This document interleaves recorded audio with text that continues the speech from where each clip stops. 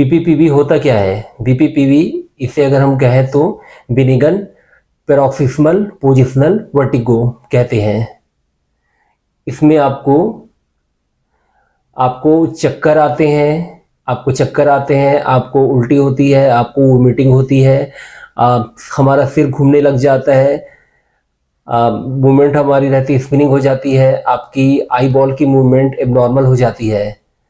अगर हम बोले कि कॉसेस बोले बीपीपीवी के कॉसेस क्या है, तो बीपीपीवी के कॉसेस है आपके जैसे आपकी पोजीशन काफ़ी गलत रहेगी, आपकी पोजीशन गलत है, आप हार्ड सरफेस पे आप सोते हैं, या आप गलत पोजीशन में सोते हैं, या आपके हेड में किसी भी प्रकार की इंजरी होने पर ये चीज़ें होती है, या आप डेंटल चेयर में आप गलत पोजीशन में काफ़ी लंबे समय तक बैठे हैं, तो ये प्रॉब्लम आपको हो सकती है।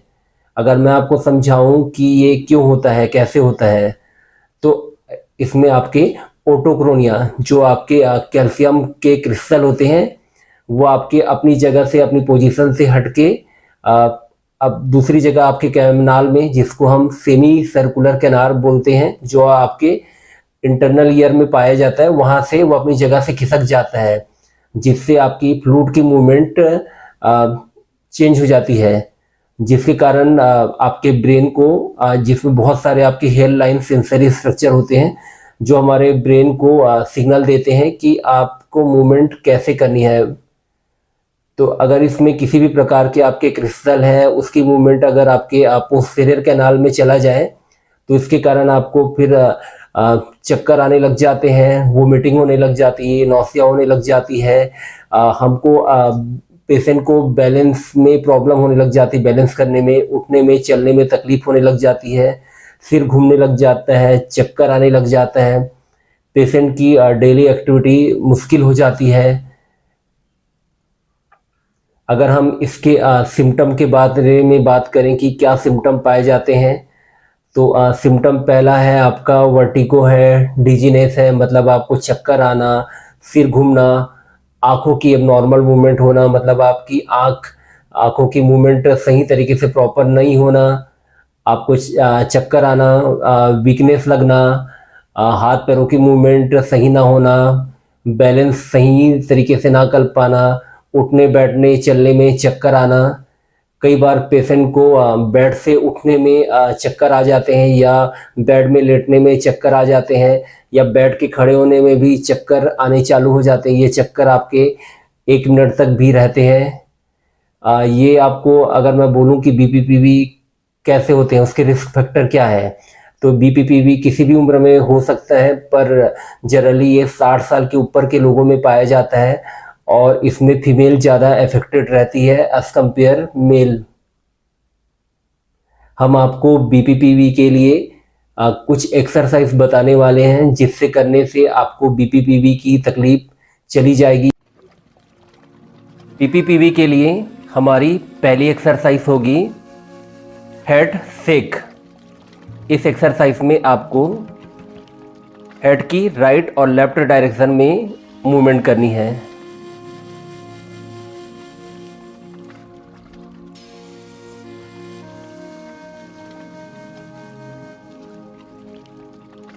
इस मूवमेंट को आपको 10 रिपीटेशन में दोहराना है। 1 2। याद रखिएगा, किसी भी मूवमेंट में आपको पेन नहीं होना चाहिए, सारी मूवमेंट आपकी कंफर्टेबल होना चाहिए। अगर किसी भी मूवमेंट में आपको पेन या नमनेस लगे, तो उस मूवमेंट को ज़्यादा ना करिए। आपकी सेकंड एक्सरसाइज होगी हेड नॉड। इस मूवमेंट में आपको हेड की अपवर्ड और डाउनवर्ड डायरेक्शन में मूवमेंट करनी है।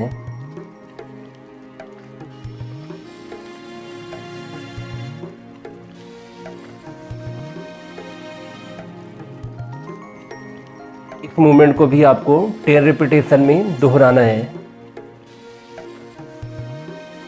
1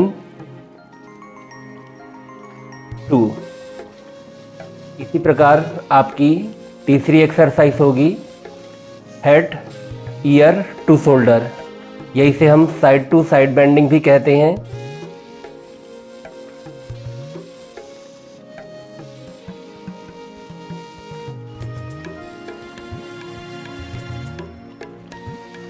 इसको भी आपको 10 रिपीटेशन में करनी है।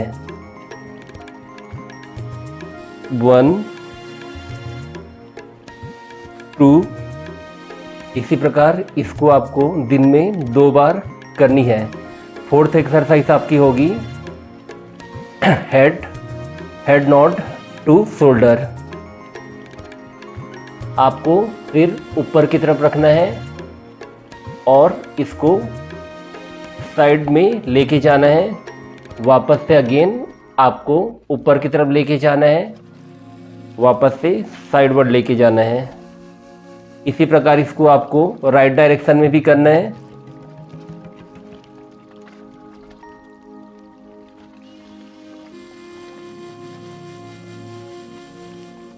ठीक है, इसी प्रकार मूवमेंट आपको करनी है। इस मूवमेंट को भी आपको 10 बार रिपीटेशन में करना है।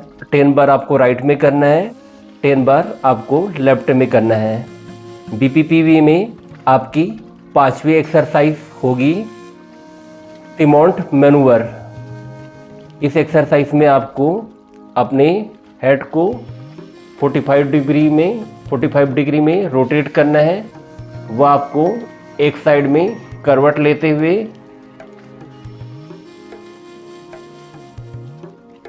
लेट जाना है। अगर आप पिलो यूज कर सकते हैं तो अच्छी बात है। इस पोजीशन में आपको 1 मिनट तक रहना है।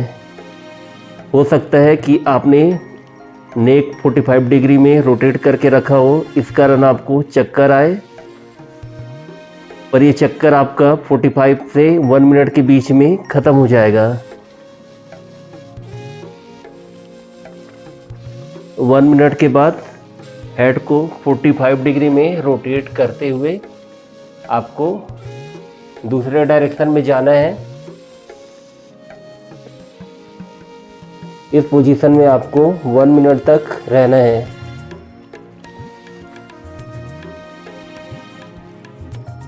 इसमें आपके ईयर के पोस्टीरियर कैनाल में जो क्रिस्टल होते हैं वो अपनी जगह पे आ जाते हैं। इस पोजीशन में भी आपको 1 मिनट तक रहना है। शुरुआत में हो सकते हैं कि आपको चक्कर आए, पर 45 सेकंड से 1 मिनट के बीच में ये चक्कर आपके बंद हो जाएंगे। वापस से आपको नॉर्मल पोजीशन में आ जाना है। इस एक्सरसाइज को आप एक बार फिर से देख लीजिएगा। हेड को आपको 45 डिग्री में टर्न करना है। इस पोजीशन में आपको लेट जाना है।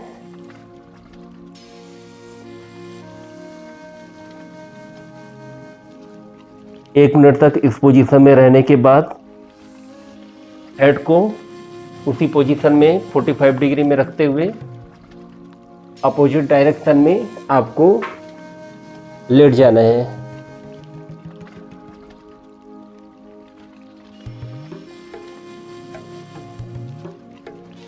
इस एक्सरसाइज को भी आपको 10 रिपीटेशन में दोहराना है।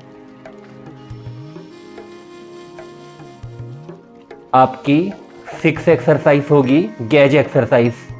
इसमें हम आई मूवमेंट को इन्हेंस करने के लिए, आई मूवमेंट को कंट्रोल करने के लिए, जिसके कारण आपको चक्कर आते हैं, उसकी हम कुछ एक्सरसाइज करेंगे। सबसे पहली आपकी एक्सरसाइज होगी हेड टर्न। इसमें आपको अपने थंब को फोकस करते हुए रखना है। याद रखिएगा, आप अपने थंब को देखते रहिएगा। थंब को देखते हुए आपको हेड को टर्न करना है। वापस से याद रखिएगा, हेड आप जब टर्न करेंगे तब भी आपका फोकस आपके थंब पे रहेगा।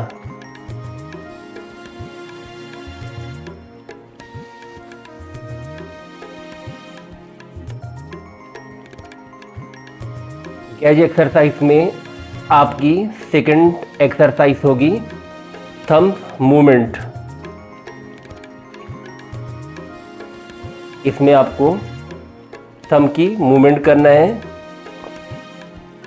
पर याद रखिएगा आपका फोकस थंब पे रहेगा, पर आप हेड की मूवमेंट नहीं करेंगे। इसी प्रकार इसको आप लेफ्ट की तरफ लेके जाएंगे।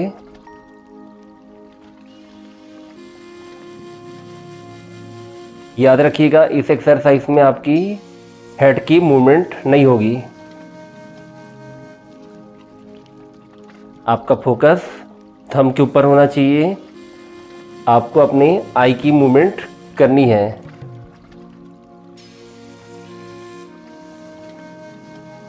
आपकी फोर्थ एक्सरसाइज होगी हेड एंड ट्रंक रोटेशन। इसमें आपको अपने थंब को सामने रखना है, अपने आई लेवल के सामने, और आपको थंब की मूवमेंट करना है। थंब को देखते हुए आपको ट्रंक और हेड की मूवमेंट करनी है।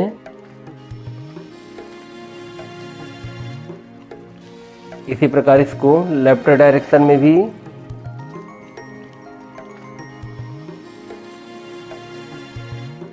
एक बार फिर से देखते हैं।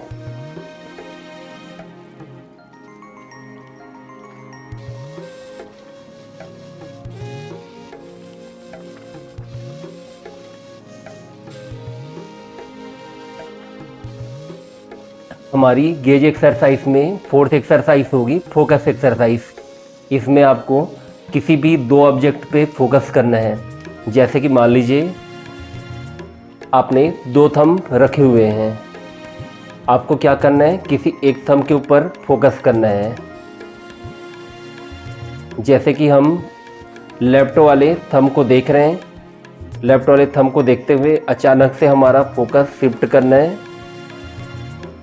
हमारी हेड की मूवमेंट लेफ्ट थंब की तरफ रहेगी, पर हम आई की मूवमेंट राइट की तरफ ले जाएंगे।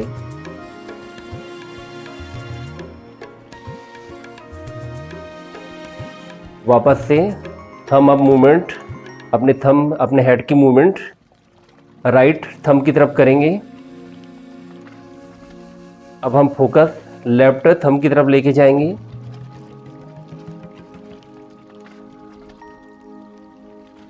एक बार फिर से हम देखते हैं। अभी हमने लेफ्ट थंब की तरफ अपना हेड की मूवमेंट की हुई है। अभी हम लेफ्ट थंब को देख रहे हैं। अब हम अपनी आई का फोकस राइट थंब की तरफ करेंगे।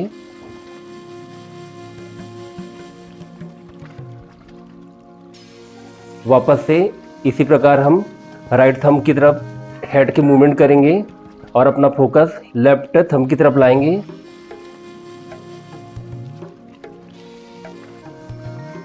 ये आपकी 4 एक्सरसाइज गेज एक्सरसाइज है, जिसमें हम आई बॉल की मूवमेंट को कंट्रोल करते हैं, जिसके कारण आपको चक्कर आते हैं। इसी प्रकार आप इसको अपने थंब के साथ भी कर सकते हैं। जैसे आप मान लीजिए कि आपने थंब को आप देख रहे हैं, देखते रहिए। इसको आप सर्कल बना के लाइए, मूवमेंट आप देखते रहिए। सेम इसी हाथ से, या आप इसको नीचे की तरफ देखिए।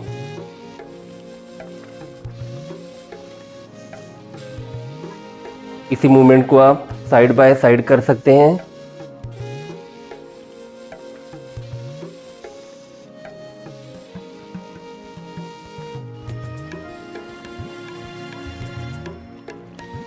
अगर आपको हमारे वीडियो पसंद आते हैं तो प्लीज़ हमारे चैनल को लाइक, शेयर और सब्सक्राइब करिए, ताकि हम आपके लिए इसी प्रकार अच्छे इंफॉर्मेटिव वीडियो लेके आ सकें। अगर आपको किसी टॉपिक पे अगर आपको कोई वीडियो चाहिए तो आप हमें कमेंट सेक्शन में उस वीडियो के बारे में या उस टॉपिक के बारे में आप हमें बताएं, ताकि हम आपके लिए और अच्छी वीडियो लेके आ सकें।